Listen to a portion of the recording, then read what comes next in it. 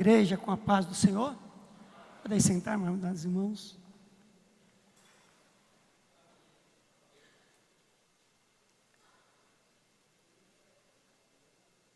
Primeiro quero agradecer ao nosso bispo pela oportunidade, mais uma vez, de estar aqui, nessa cátedra, para falar do amor de Deus, para ministrar aos irmãos e ministrar principalmente ao meu coração, para a nossa edificação, para a nossa exortação.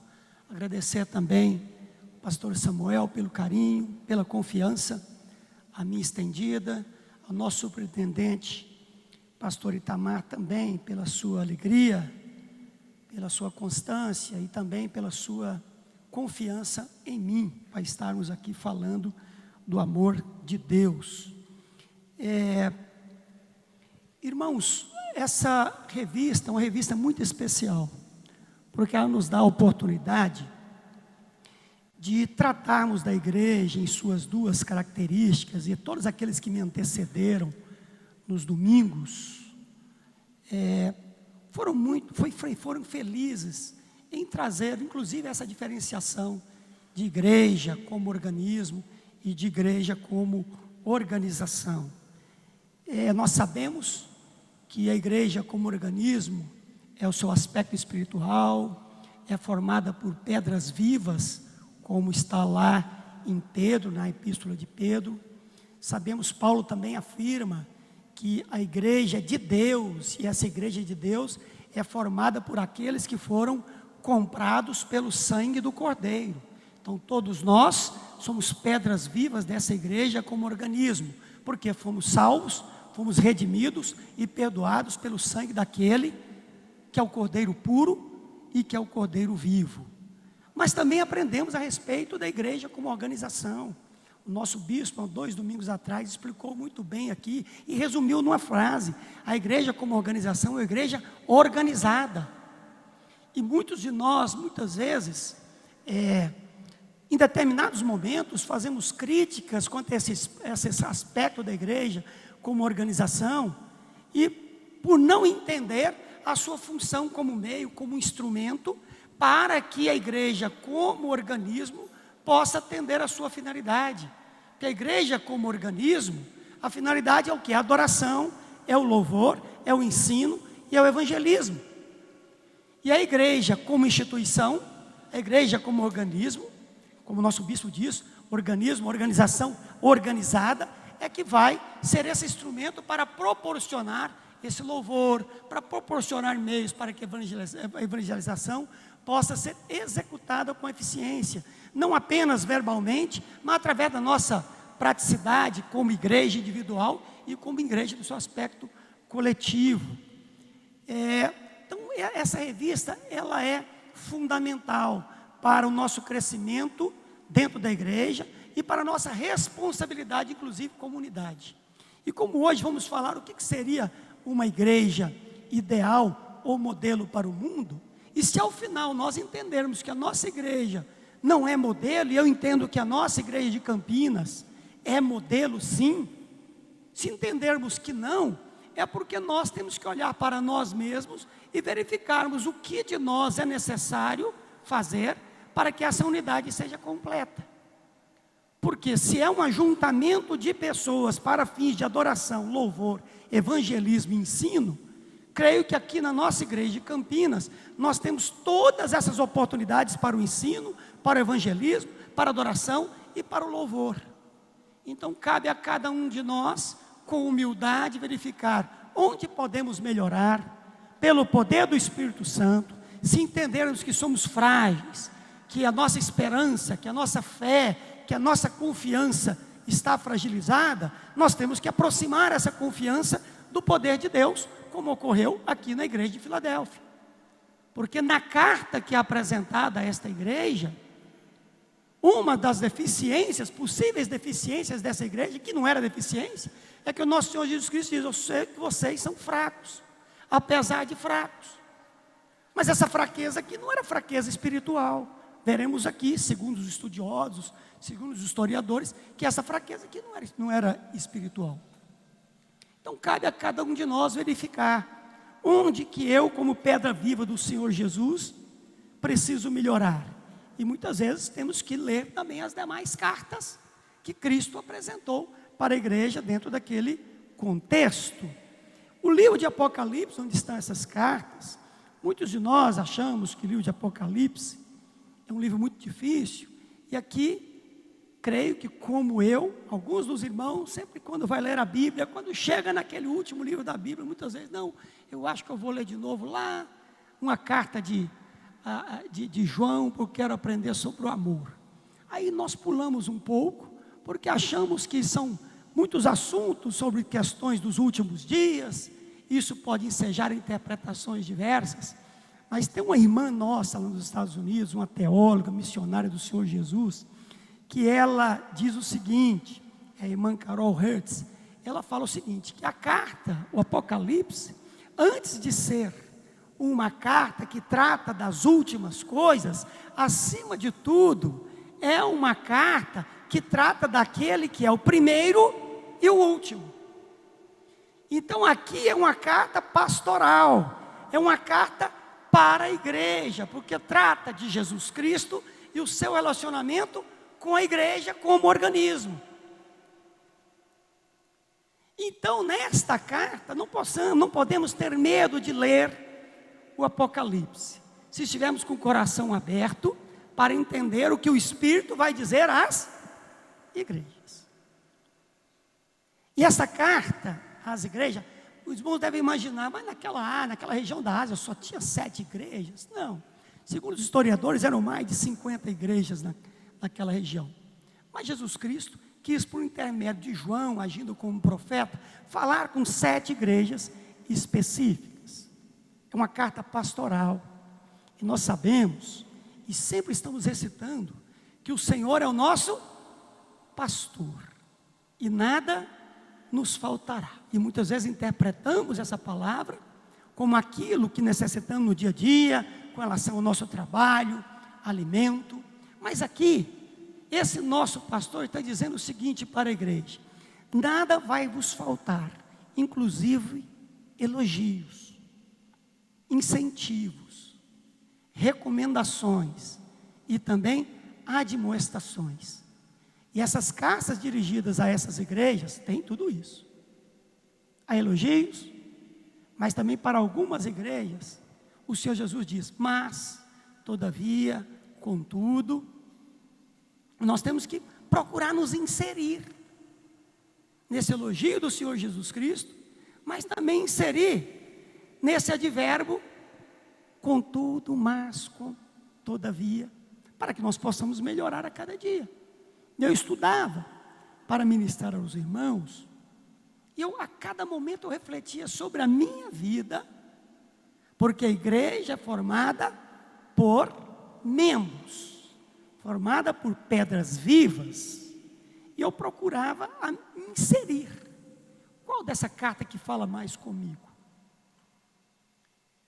Mas hoje nós vamos aprender a respeito de uma igreja, de uma cidade, e de uma igreja que Jesus só apresentou elogios. Não teve admoestações, não teve críticas, como ocorreu em outras igrejas. Aliás, somente ela e Esmina que foram elogiadas pelo Senhor Jesus Cristo. Outras foram elogiadas, mas também teve admoestações. E teve uma que não teve elogio nenhum. Mas mesmo para a igreja de Filadélfia, que não teve críticas, o Senhor Jesus apresenta uma recomendação que serve para todos nós nos dias de hoje.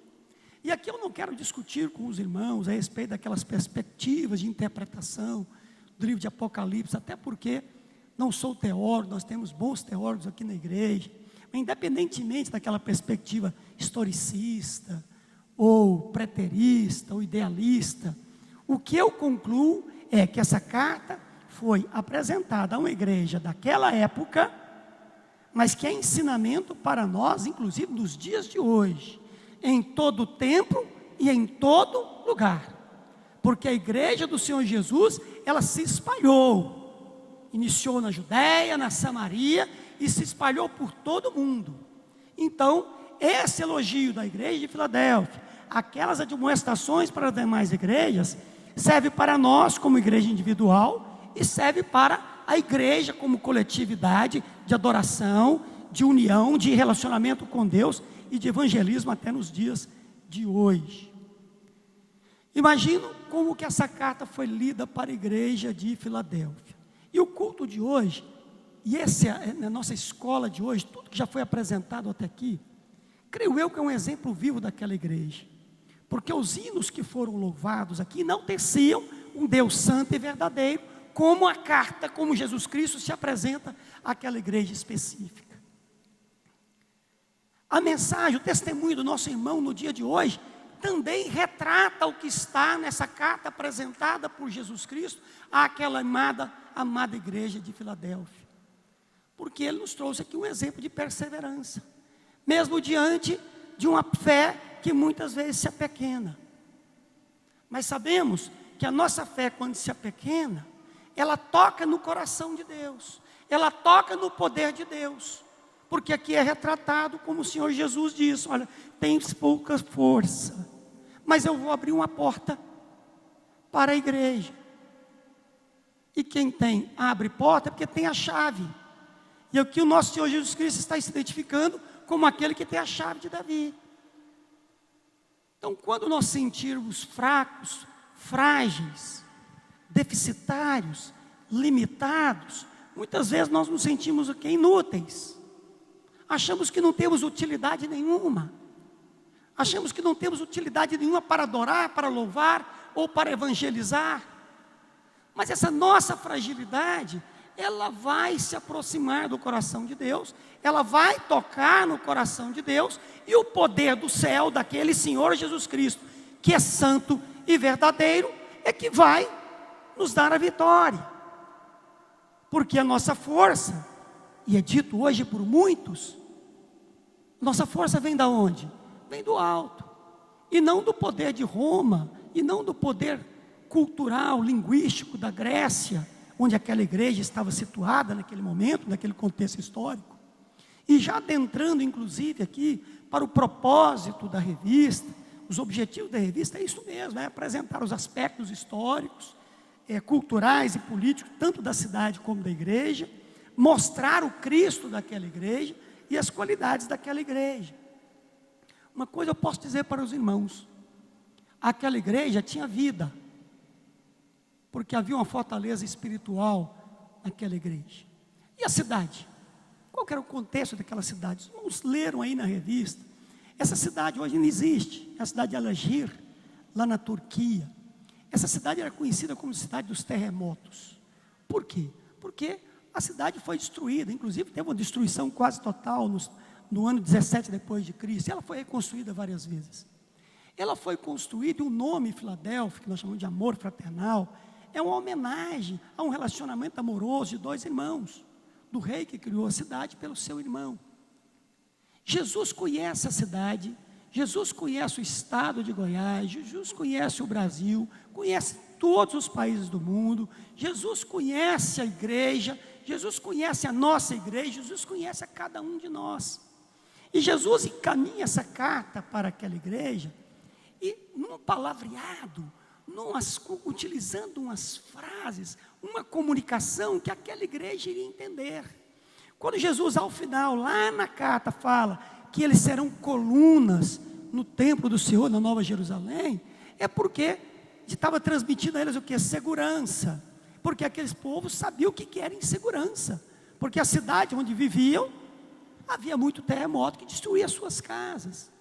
Quando Jesus fala em porta aberta para aquela igreja, nós sabemos, e vamos tratar sobre isso daqui a pouco, é porque havia ali uma igreja, a sinagoga, que Jesus fala a sinagoga de Satanás, que fechava a porta para aqueles que adoravam e reconheciam o nome de Jesus Cristo.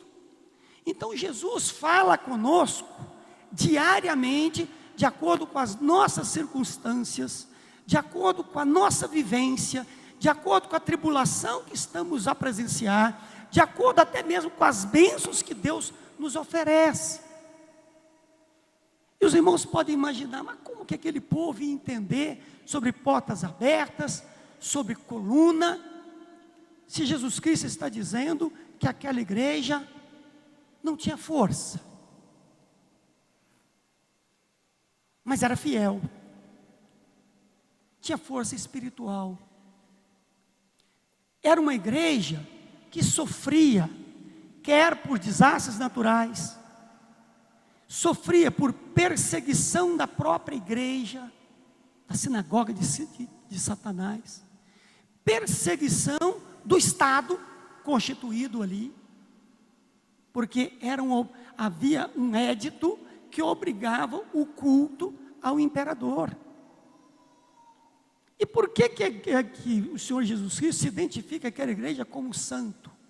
Esse termo santo aqui, irmãos, no grego, era um epíteto. Epíteto é uma palavra de origem latina, que significa um antecedente, como se fosse uma palavra que antecede a uma determinada autoridade. É como se fosse santo imperador, que na época era Domiciano. Então, quando Jesus Cristo está identificando a igreja, olha, eu sou santo, é porque aqueles que não faziam parte da igreja adoravam o imperador de Roma, que era identificado como santo. Então, você imagina aquela igreja, aquele povo daquela igreja, saindo dos seus lares, quando saía de casa, se deparava com uma estátua de uma divindade grega ou romana, andava mais alguns metros, se deparavam com o povo daquela cidade, adorando ao imperador e chamando aquele imperador de santo. E vem o Senhor Jesus e se identifica: santo sou eu, verdadeiro sou eu, e não aquelas estátuas ou esse imperador que é adorado pelos demais. Este era o contexto daquela cidade. Mas naquela cidade, onde havia opressão, perseguição, culto ao imperador, culto a diversas divindades, ali tinha uma igreja. Na cidade onde pode estar havendo pessoas cultuando artistas, celebridades, ou em países que estão cultuando imperadores ou ditadores, há uma igreja. Uma igreja que pode ser frágil. Aqui Stott fala que essa fragilidade da igreja, quando Jesus disse que sabia que ela era fraca, é porque, primeiro, não era uma igreja muito grande, a cidade também não era grande, era uma igreja pequena,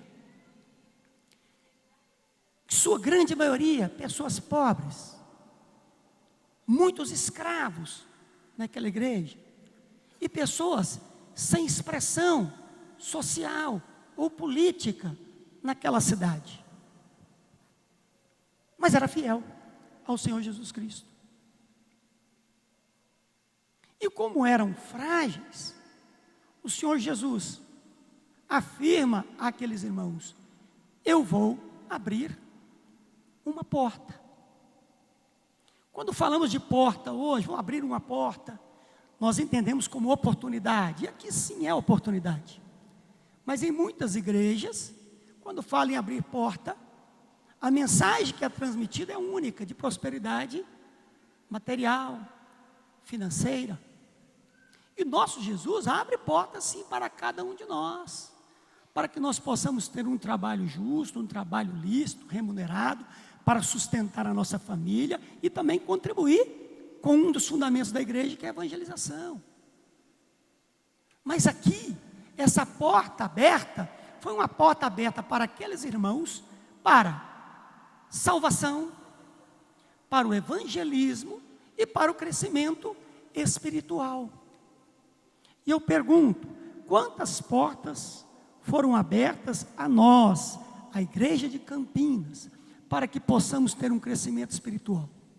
Aqui tem ensino, e aqui, até com humildade, tenho que estar aqui ministrando aos irmãos, mas sabendo que o ministério da palavra desta igreja é fundamental e é de excelência. Só pelo poder de Deus que possamos estar aqui para transmitir algo aos irmãos, porque nós recebemos alimento puro espiritual aqui diariamente. Por quê? Porque o Senhor Jesus Cristo abriu uma porta de crescimento espiritual para nós, abriu uma porta para a salvação. Mas por que porta para a salvação para aqueles irmãos? Sabe por quê, irmãos? Aqui Cristo diz que ali havia uma sinagoga de Satanás. Os judeus daquela sinagoga excluíam os irmãos, excluíam os adoradores de Cristo, excluíam aqueles que tinham a sua fé em Deus, em Cristo Jesus Cristo. Eles entendiam que eles é que tinham o poder da salvação. E Jesus está dizendo: eu vou abrir uma porta para vocês, porque foi excluído pela igreja, que diz que me adora, mas não me adora em verdade. Porque para adorar a Deus em verdade, tem que reconhecer Jesus como o Cristo, como o único e suficiente Salvador. E abriu uma porta também de evangelização para aquela igreja. Mas como eu não vi aqui escrito na palavra de que aquela igreja evangelizava. Sabe por que evangelizava, irmãos? Porque aqui o Senhor Jesus Cristo, mesmo diante da dificuldade daqueles irmãos daquela igreja, Cristo está dizendo para eles: olha, aqueles que os perseguem, aqueles que fecharam a porta para vocês, ainda vão honrá-los. Aqueles irmãos daquela igreja seriam justificados. E a palavra diz, Jesus Cristo garante a eles, que ao final, aqueles da sinagoga de Satanás iriam reconhecer que Jesus Cristo amava aqueles irmãos da igreja de Filadélfia. Ora, se esses irmãos da sinagoga, ao final, iriam reconhecer, honrar aqueles simples irmãos da igreja de Filadélfia, se aqueles irmãos, se aqueles judeus iriam ao final reconhecer que Jesus Cristo amava aqueles irmãos, é porque teve testemunho, é porque teve evangelismo.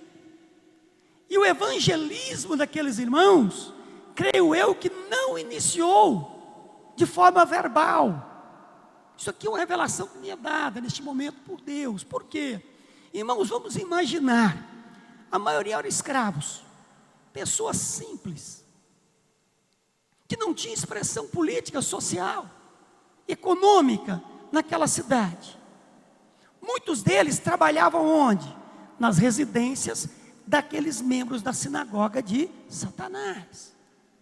Outros trabalhavam onde? Trabalhavam nas residências ou no comércio daqueles que tinham expressão econômica, social e política, que eram os dirigentes daquela cidade. Ou seja, trabalhavam e conviviam com aqueles que os perseguiam. Será que a princípio aqueles escravos começaram a transmitir Cristo para aquelas pessoas, chamando: vem cá, meu patrão, deixa eu te falar de Jesus Cristo aqui? Será que começou assim? Ou começou com um testemunho prático de conduta diária, envolvida em moral, em ética, com relação àqueles irmãos? Claro que ali era um testemunho vivo, que aqueles adoradores do imperador, que aqueles judeus, viam a atividade diária de cada um daqueles irmãos, e viam o quê? Um diferencial. Com certeza tratava com amor, cumpria a sua jornada de trabalho, de maneira correta. Muitas vezes era atribulado, sofria uma punição indevida, e não murmurava. Nós temos que sair melhor de cada sofrimento que passamos nessa vida. E foi dito aqui no hino que foi cantado. Mas muitos de nós saímos de uma tribulação pior, murmurando contra a igreja, murmurando contra Jesus Cristo. Que aquele sentimento nosso de inutilidade, de ausência de confiança, de ausência ou de insuficiência, ou de limitação, de esperança, que possa ser transformado no agir do poder de Deus em nossas vidas.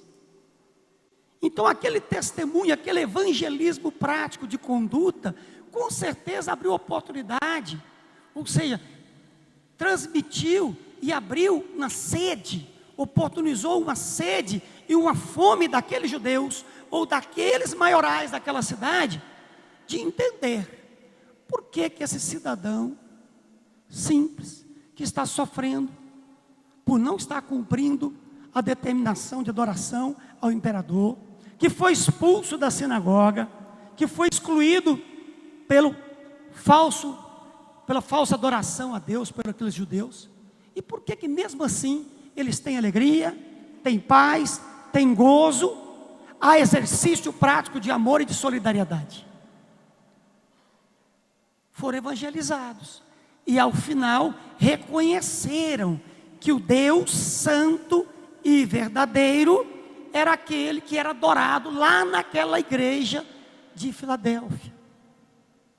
Por isso que muitos falam a igreja do amor, em virtude do nome e em virtude da atitude prática de vivência diária daqueles irmãos. Então a igreja modelo é aquela que tem o Senhor Jesus Cristo como santo e verdadeiro. E o que é o santo? Separado do pecado, mas não separado de quem? Dos pecadores, abominando o pecado, mas indo de encontro aos pecadores. Até porque, mesmo diante de todas aquelas tribulações, de toda aquela incredulidade, não apresentada apenas para a igreja de Filadélfia, sempre a palavra de Deus está dizendo: arrependei-vos, há tempo de arrependimento. E quando falamos de perseverança, e o pastor Oídio, o bispo Oídio fala em suas ministrações, e sempre fala algo que toca muito em mim. É romper de fé em fé, de força em força, porque não é fácil. Nós vivemos num mundo hostil, e não é fácil seguir a Jesus, é amor, é paz, mas saímos aqui da igreja e já enfrentamos as dificuldades e tribulações do dia a dia. E com aquela igreja também era assim. Estavam lá no interior da igreja, repartindo pão junto, porque há outras igrejas que impactaram também naquela época. Nós vimos aqui no domingo passado, na ministração do pastor Isaías, a igreja de Antioquia impactando com o poder da oração, com o costume da oração. Paulo também fala de outras igrejas que impactaram, como a igreja de Filipe, que o ajudou muito no seu ministério. A igreja de Tessalônica, que também impactou-nos naquele período, a ponto de Paulo dizer o seguinte: não preciso ministrar a vocês a respeito do amor, porque vocês já foram ministrados por Deus, já sabem a prática do amor de Jesus Cristo, e que foi disseminada pelos apóstolos. Então muitas igrejas impactaram naquela época, assim como a igreja de Filadélfia, pelo amor, pelo costume, pela prática da oração, pela perseverança no Evangelho, pela fidelidade e confiança em Deus, pela obediência da palavra. Mas não basta, aqui aprendemos que não basta a obediência e guardar a palavra do Senhor. E aqui diz também: não negou o meu nome, que seria a fidelidade. E não é apenas negar o nome de Cristo, mas anunciar o nome de Cristo, em palavras e na nossa conduta prática diária, com a expressão do amor e de solidariedade. É claro que muitas igrejas hoje, principalmente no aspecto de organização, podem não estar impactando a sociedade. Mas o que devemos fazer? A crítica que venha do Senhor Jesus Cristo. A admoestação pode ser dada por nós, mas até mesmo essa admoestação tem que ser dada com amor. Quando verificarmos que um determinado irmão não está cumprindo esse fundamento da igreja, de adoração, do evangelismo, e do louvor ao Senhor Jesus Cristo e do serviço. E o nosso Senhor Jesus Cristo está falando com amor a esta igreja, e está dizendo para a igreja: persevere, mesmo diante de tantas tribulações. Porque nós podemos imaginar, é uma igreja modelo, porque vivia numa cidade em paz, onde havia uma tranquilidade, onde havia emprego para todo mundo, onde havia oportunidade para todos, onde não havia perseguição à igreja. Mas o contexto aqui é de uma cidade que perseguia os cristãos. O contexto aqui é de uma igreja, sinagoga, que perseguia os cristãos. E além disso, como vimos anteriormente, desastres naturais. Muitos da cidade, os irmãos, perderam as suas casas. E aqui dá para imaginar algo também com relação àquela igreja. Imagina um desastre natural decorrente de terremotos. Hoje nós falamos muito de ajuda humanitária, missões humanitárias. Com certeza havia missões humanitárias naquela época e naquela cidade. Posso ter certeza que os primeiros a estar lá naquela ação humanitária eram os nossos irmãos da igreja de Filadélfia. Porque não apenas guardava a palavra de Deus, não apenas não negavam Cristo, mas queriam ser um pequeno Cristo diante daquela população. Até porque via naquele povo um pequeno Cristo. Eram os primeiros a estar ali. E eu não tenho dúvida também que aqueles irmãos se alegravam com a alegria dos demais irmãos. Meu irmão, a sua casa não foi destruída. Meu irmão, o terremoto não trouxe ao irmão um sofrimento como a mim. Mas com certeza chorava com as dores dos demais irmãos. O terremoto derrubou a sua casa. Quero chorar contigo, mas quero agir com o irmão. Quero atuar com o irmão. Quero ajudá-lo. E esses terremotos daquela época, que nós não temos terremotos aqui no nosso país, muito raro em algumas localidades do país, são as tribulações nossas do dia a dia. São as nossas tribulações do dia a dia. Que cada um de nós temos que estender a mão, porque tem que haver unidade na igreja, para que nós possamos ser também modelo. Então esse Deus santo, esse Jesus Cristo santo e verdadeiro, era uma contraposição àquilo que aqueles irmãos viam diariamente naquela cidade. Ah, mas hoje as pessoas não adoram outros deuses? Adoram sim. Muitos estão adorando a Satanás. Muitos estão adorando a imperadores. Eu vi isso, presenciei claramente isso, irmãos. Agora em novembro e dezembro eu estive na Coreia do Norte. País mais fechado do mundo. Do mundo. Comunismo, o comunismo ainda premente no mundo é na Coreia do Norte. E lá, assim como lá na igreja de Filadélfia, há um decreto governamental para a adoração ao ditador Kim Jong-un e aos seus antecessores, que é o pai e o avô. A cada 2, 3 quarteirão tem estátuas gigantescas do pai e do avô. E as crianças, lavagem cerebral para adoração àquelas crianças. Em determinado momento, numa creche onde fomos, tinha uma maquete imensa. E umas criancinhas, naquele momento todos nós choramos, que quem estava ali eram todos cristãos. E nós choramos, porque aquelas crianças foram fazer uma apresentação para nós. A apresentação, em forma de cântico, era apontando onde o líder nasceu, onde o líder cresceu, onde ele estudou, onde ele fez faculdade.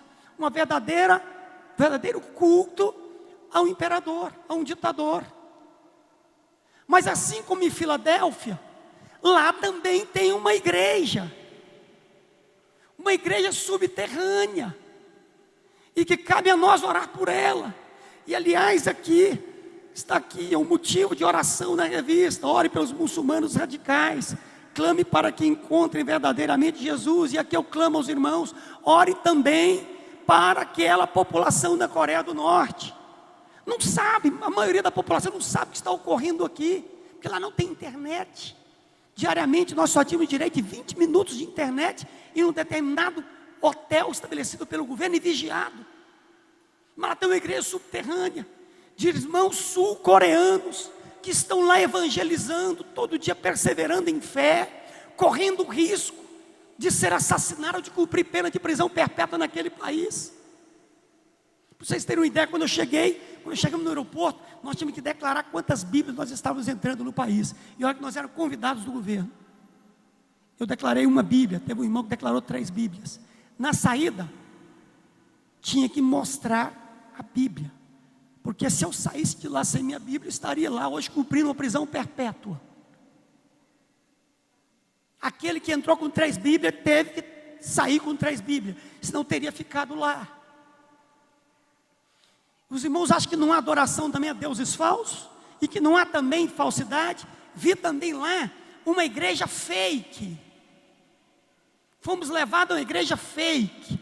Não confundir com a igreja que é dominada pelo Estado, a igreja que pode até haver adoração, mas o Estado controla, ou seja, a organização da igreja é do Estado, como ocorre na Rússia, nós vimos aqui, e foi inclusive anunciado por muitos aqui. O que é uma igreja fake? Primeiro, não permitiu que nós entrássemos na igreja, só depois que todos lá estavam. E nós tivemos que sair antes, para depois sair as pessoas, e não podemos ter nenhum contato com eles.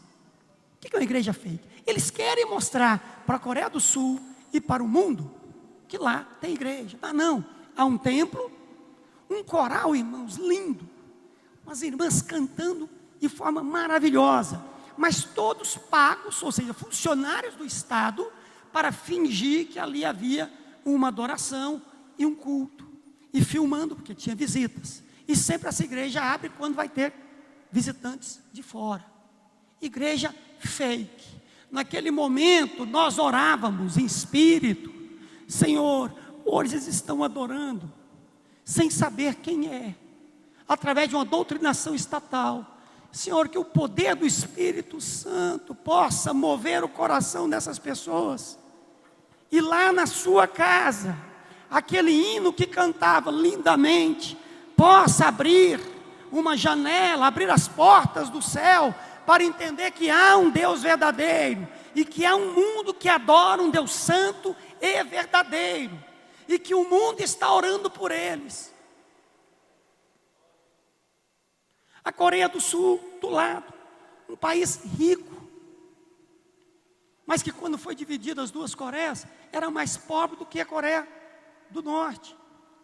Lá tem uma igreja que ora, os irmãos podem acompanhar, uma hora procura aí pelo YouTube, tem nas igrejas, em todas as igrejas coreanas, no primeiro piso, há algumas pequenas salas, mas tem 100, 150 salas, e lá, o irmão tem que chegar lá, e colocar o nome, e esperar 1 ou 2 dias, para ter um espaço de 15 minutos, para orar, porque a igreja está 24 horas orando, e um dos objetivos de oração, é para o evangelismo, é para os muçulmanos, e para a igreja da Coreia. Sabe, os jovens, adolescentes, da Coreia do Sul, sabe qual o método utilizado por eles para o evangelismo? Porque nós não podemos mudar o fundamento da igreja, mas nós temos vários métodos para que o evangelho seja alcançado. Está aqui os adolescentes jovens dessa igreja, que agora estão realizando um culto em inglês, pode ter certeza disso, que alguns colegas de colégio, de universidade, que não vinham, que poderiam não aceitar um convite para estar aqui na igreja, no culto de domingo à noite, ou de terça-feira, virão aqui para assistir esse culto aos domingos, o primeiro domingo, o último domingo do mês, em inglês, e vão ser evangelizados pelo poder do Espírito Santo, porque o poder, a capacidade que nos é dada para evangelizar é pelo poder do Espírito Santo de Deus. E lá os jovens, são chamados baloneiros, soltam balões com folhetos, como o pastor Samuel mencionou aqui, várias maneiras ou métodos de evangelismo, soltam folhetos, e esses folhetos caem em território norte-coreano, e aquelas pessoas têm acesso à palavra de Deus. E adoração, não é lá adoração imperador, e aqui no Brasil, muitas vezes adoração a Satanás, nós temos acompanhado aí. É bem verdade que está havendo também apostasia, que alguns deliberadamente, de forma consciente, abandonam Cristo. Ah, mas isso não ocorre aqui. Depois entra também na internet, e os irmãos verão que aqui na Bahia, um pastor de uma igreja evangélica, fechou a porta da igreja, e abriu aquela porta para o islamismo. Mas enquanto um pastor abriu a porta para o islamismo lá na Bahia, nós estamos abrindo também porta para o evangelismo do verdadeiro Cristo, também na Bahia. E eu cito um exemplo pessoal: a minha irmã, emprego garantido, ganhava bem, estudando para concurso da magistratura, ia passar porque tinha mais facilidade do que eu, costumo dizer, mais inteligente, com mais conhecimento do que eu, bem empregada, faltando 6 meses, 1 ano para entrar para a magistratura. Em determinado momento abandonou tudo. Eu naquela época não compreendi, fiquei um pouco revoltado, e hoje eu compreendo. E foi para o interior da Bahia, não em cidade, na zona rural. Na zona rural. Abriu uma porta de salvação, de evangelismo, lá no local onde atua a macumbaria e a feitiçaria. E macumbeiros já foram libertos pelo poder de Deus lá naquela região. E eu confesso aos irmãos, a minha fé pequena naquele momento, pensando só nos ganhos terrenos, ou talvez na prosperidade, portas abertas, de prosperidade, de trabalho, de emprego, critiquei, fiquei triste. Mas hoje eu procuro atuar com ela, não estando lá, porque eu confesso aos irmãos que talvez eu não teria essa capacidade ou a coragem de estar lá direto. Mas procuro ajudar daquela forma que nós somos aprendidos aqui na igreja. É evangelismo direto, é oração e é contribuindo, até porque Deus abriu porta de trabalho, lícito, remunerado, para mim e para minha família. E tudo que tenho eu devo a Ele. Então a igreja modelo do Senhor Jesus Cristo é aquela que reconhece a sua santidade. E essa santidade tem que ser expressa em nós também, através do nosso atuar diário, que é um processo. E que Deus nos dê força diária, aumente a nossa fé, para que esse processo possa andar bem, até porque sabemos que a santidade como estado não será alcançada aqui, mas que Deus possa dar a força necessária a cada um de nós. E se cada um dos irmãos entende, a minha fé é pequena, a minha confiança é pequena, a minha esperança é limitada, saibam que Jesus apresentou uma carta a uma igreja, e elogiou essa igreja pela obediência, por guardar a palavra, por transmitir a palavra, por não negar a Cristo, mas por transmitir Cristo às pessoas, por perseverar, e a perseverança tem que ser frequente. E saiba que aquela igreja podia ser frágil, mas era fiel, porque a força vinha do alto, a força vinha de Deus. Coloque a sua fragilidade, a sua limitação, a sua fraqueza, diante do poder de Deus, e Ele vai vencer por você, vai vencer pela igreja, e nós seremos sim uma igreja modelo. E quando eu digo igreja modelo, igreja individual, porque nós muitas vezes olhamos a coletividade e apontamos defeitos, e apontamos deficiências, mas não olhamos para nós, o que é que eu estou contribuindo para essa unidade. E essa semana foi uma semana de reflexão para a minha vida. Senhor, será que eu não estou prejudicando a unidade da igreja viva do Senhor Jesus Cristo? O que eu devo fazer para que a igreja tenha vida? E traduzindo no amor de Cristo, se Ele nos amou, temos que amar. E esse amor, mas o amor ao próximo, nosso bispo, algum tempo atrás, acho que antes mesmo de ir para os Estados Unidos, ele ministrou aqui uma palavra que tocou muito comigo, a respeito do amor. Mas ele apresentou uma expressão do amor divina, que serve para todos nós. O amor expresso na sua forma negativa. O que é o amor expresso na sua forma negativa?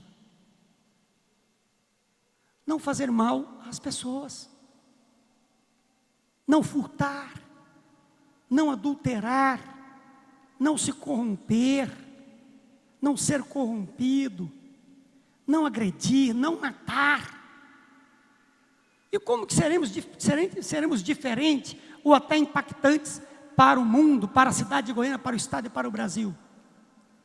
Exercendo inclusive esse amor negativo. E para isso, o nosso Espírito dizia, temos que vigiar diariamente. Porque muitas vezes queremos expressar o amor, só querendo fazer o bem, eu vou ajudar a fazer isso ali, eu vou ajudar a construir aquilo, eu vou ajudar a financiar aquilo ali. Mas esquecemos essa expressão do amor de forma negativa. Porque no mundo tem corrupção, tem falsidade, tem dor, tem agressão, tem egoísmo, tem orgulho. E quando agimos contrário a tudo isso, as pessoas nos veem como o quê? Como modelo. E nos vendo como modelo, vai querer saber qual o Deus dele, qual a igreja que ele está adorando e louvando ao Senhor e vem para cá, porque sabe que aqui ele não vai ter aqueles sofrimentos, aquelas angústias que o mundo lhe traz. E não fazermos, como hoje ouvimos agora recentemente, só para encerrar, irmãos, na televisão, pais ficando uma semana, 10 dias, 15 dias, um mês numa fila para conseguir ingressos de uma determinada banda pop rock da Coreia do Sul. Isso é adoração a outros deuses. Isso não é evangelismo. Louva a Deus pelas nossas filhas estarem aqui. E quantos pais que gastam horas em oração para que o seu filho seja salvo, para que ele tenha confiança em Cristo, para que ele persevere, para que não desista. Até porque nesta carta há recompensa. E eu encerro com as recompensas que Jesus Cristo apresenta aqui à igreja de Filadélfia, e que apresenta a mim como igreja individual, e que apresenta a igreja de Campinas. A primeira recompensa é que seremos justificados. Cristo justificou aquela igreja perante aqueles que o perseguiam. Segundo, Cristo prometeu aqui que eles seriam libertos, que seriam protegidos diante das tribulações. E Jesus já orava anteriormente para os discípulos, dizendo: Senhor, eu não estou aqui, eu não vou orar, não estou orando para que os tire do mundo, mas que os livrais das perseguições, dos sofrimentos. E também uma outra promessa, que é a principal: serão colunas na glória da Jerusalém celestial. Coluna significa segurança. Lá teremos segurança. Lá teremos a vitória final. Aqui eles nos recompensam, nos livrando, nos protegendo dos sofrimentos. Mas lá teremos a segurança por estarmos com Deus, inclusive participando de julgamento de muitas igrejas. A palavra para essa igreja não foi de julgamento, foi de esperança e fé. Para outras igrejas foi de julgamento. Louva a Deus, porque a nossa igreja não vinha aqui para transmitir que a nossa igreja não é modelo, que a nossa igreja não tem características de igreja de Filadélfia, porque tem. A nossa igreja impacta sim, pode impactar como a igreja de Filadélfia, como a igreja de Antioquia, como a igreja de Filipos, como a igreja da Tessalônica, como a igreja da Coreia, como cada um dos irmãos, como templo vivo do Espírito Santo de Deus. Amém? Quero orar com a igreja.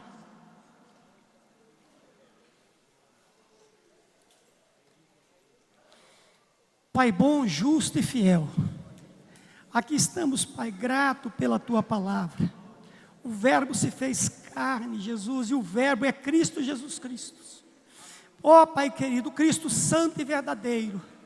Pai querido, para que nós possamos impactar Goiânia, impactar o nosso estado, o nosso país, impactar o mundo, Jesus. Que nós possamos reconhecer Cristo como santo e verdadeiro, que possamos agir diariamente no nosso lar, no nosso trabalho, na escola, Jesus, em nossas atividades de lazer, em obediência à Tua palavra, mas que as pessoas possam ver em nós um testemunho vivo, que possam ver em nós vida, essa vida que possa contagiar a muitos, e essas pessoas possam ter sede da Tua palavra, e que nós possamos ter a esperança, a oportunidade de falar de Cristo, porque aqui há segurança, porque em Deus há segurança, diante de todas as lutas, adversidades, sofrimentos, perseguições e tribulações.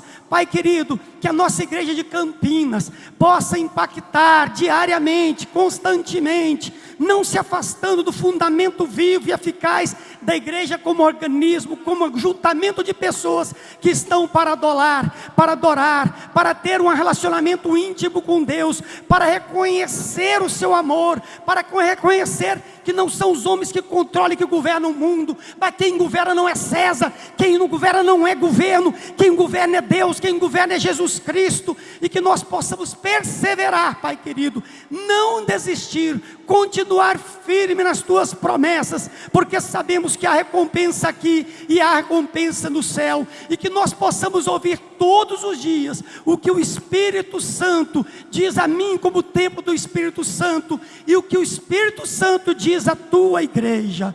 Amém, Senhor Jesus.